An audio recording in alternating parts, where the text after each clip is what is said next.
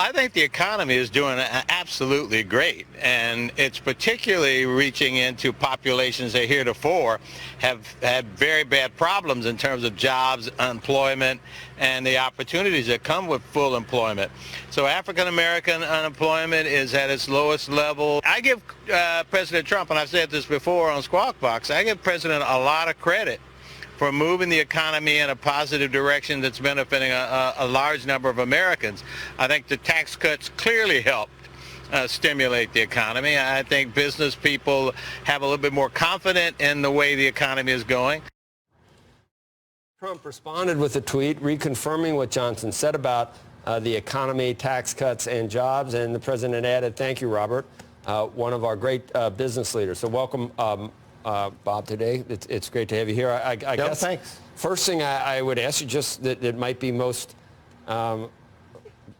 relatable to our viewers, is the economy, do you still see it the same way? Because we've had a lot of recession fears lately. So instead of getting into the politics of it, is business good at our I'm not going to define what a recession is. I mean, the economists can do that. You know what it means. But the real issue for me, and then I said this on the interview you just showed, for African Americans, the trend continues to be favorable. The more African Americans have entered the workplace in the last cycle, more African American women are getting hired in the workplace, and the unemployment rate has drifted downward. Historical levels. Yeah. So when you look at all of that and you say, where is that coming from? And it's coming from business people hiring more minorities. That means they're doing very well in terms of a investment in new plant and equipment and in growth and therefore in people. And when you see more minorities getting jobs, there used to be the old saying that, when white America catches a cold, African Americans get pneumonia. Well, it's going the opposite way now. White unemployment is going down, African American employment is going down. That's a plus that you can't argue with. And as I said earlier, I give the president credit for doing positive things. And when I see a president doing positive things, particularly for African Americans, what I do is go back to that particular leader and say, you've done this, what else can you do? And the president has responded to me, I met with him less than 2 weeks ago, on an issue that also focuses on the issue of wealth and economic opportunity for African Americans. It's called retirement. African Americans lag way behind white Americans in retirement savings. So I went to the Labor Department, the Trump administration, to get them to implement and approve a policy called auto portability of 401k account. Simply what it means, guys, is that when you change jobs, if your 401k can go along with you, you retain that 401k account and its growth, and you don't pay taxes if you cash out. Unfortunately, African Americans, compared to white Americans, cash out at a rate of about 60%. That means millions of dollars for low-wage workers, people who have $5,000 or less, are leaving the system, and African Americans and Hispanic Americans are suffering from not having sufficient retirement savings, which also leads to the wealth gap that exists between white and African American.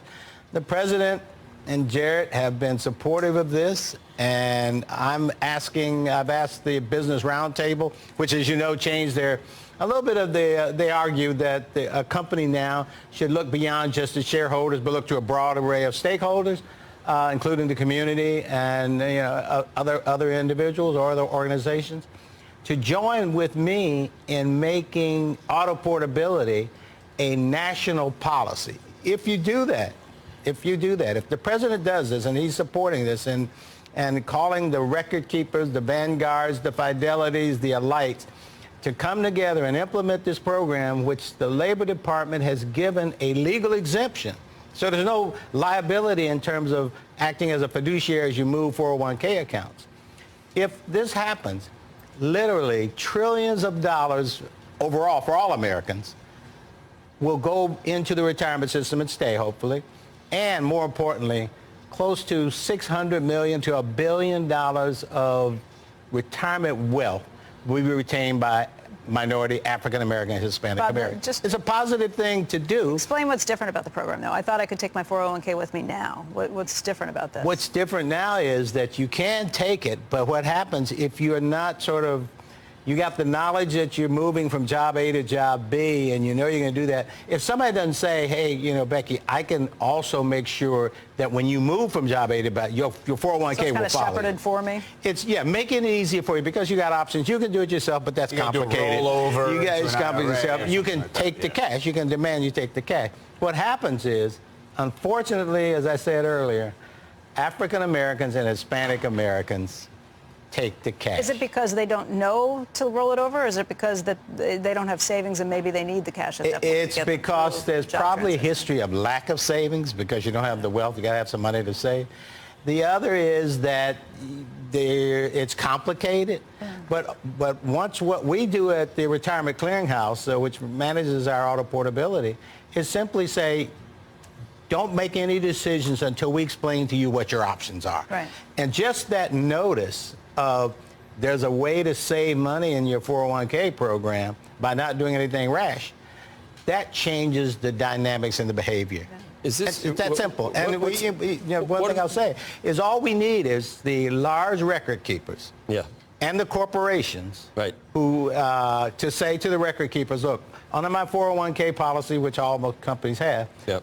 implement auto portability, save literally hundreds of millions of dollars for low-income wage workers, billions of Are dollars. there tax implications? I assume if someone cashes out, there's taxes. They're incurred See, there. that's the double hit. You lose, obviously, the appreciation of the 401k when the market reason I goes asked you, up. do you think Elizabeth Warren would be as amenable to this proposal as President Trump? I'm just wondering whether immediately you'd hear that there's tax. No, I mean, the tax get paid eventually anyway, don't Taxes, they? no, taxes get paid So eventually. is it net? No, I'll tell you this. The good thing about auto portability, Elizabeth Warren was one of the original signers of a letter that we gave to the Labor Department back when the Obama administration was in power, Right. saying auto portability is a good thing. This is bipartisan. We've got a group of 11 senators led by Senator Tim Scott from South Carolina on board with this from the Republican side. And then we've got people from the Democratic side, which one is Elizabeth Warren. Right. So there's no reason why. See, this is one thing I like about what the president is doing is that if you can bring private business, in this case a minority company, and the government to look at a policy that would benefit African Americans or Hispanic Americans or low-wage workers and say, hey, you come to us with a proposal that makes sense for workers and we can remove a regulatory impediment, Yeah. and the end result is better economic benefits for Americans. That's the kind of governing philosophy from an economic standpoint Right. that I like. Okay, And that's so- what President Trump is So doing. did you get pushback from your comments in Paris? Would you say pushback is a word? Here you are again saying the same stuff, so I guess I got more exposure from this than I ever thought would happen because, again, when I did this with Hadley, the correspondent, it was 6 a.m. in Paris. So I'm thinking, it's a great shot. Eiffel Tower. I mean, it was pretty cool. I said, who's up at 1 a.m. Well, in the U.S. Bob, you're a worrying Democrat. about this You're thing? a lifelong Democrat. Under any circumstances, would you support the re-election of President Trump in 2020?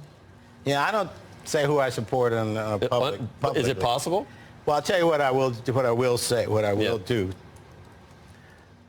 In 1971, when the Congressional Black Caucus was founded, the Congressional Black Caucus said their philosophy is African American voters, as you said, black voters should have no permanent friends, no permanent enemies, just permanent interests.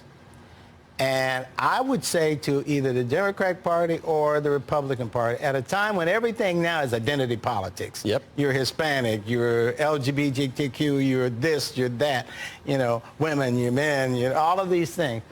It's time for African Americans to think in terms of their permanent interests not being an appendage to either party, either the Democrats or the Republicans. So I would invite, and the Democrats will argue, hey, we're already friends with African Americans, they love us, they give us a vote, and that's a logical argument based on the facts. What I would say to the Republican Party and President Trump, and he talks to me and I'll tell him this, that here's what I would do. I would call African Americans who wanted to do it to come to a White House meeting with the president and other members of the Republican Party to say, look, come to us not as friends necessarily, but not as enemies, but come to me and tell me what your permanent interests for African Americans, some 40 million African Americans in the country, are. And if I listen to it and I can address some of those permanent interests, maybe we can be friends, or maybe we will just be in a relationship that we continue to look at issues. But I don't think it's fundamentally in the best interest of African Americans to be locked up in one party, particularly in an environment where everything is zero-sum game. Why? Because you get taken for granted?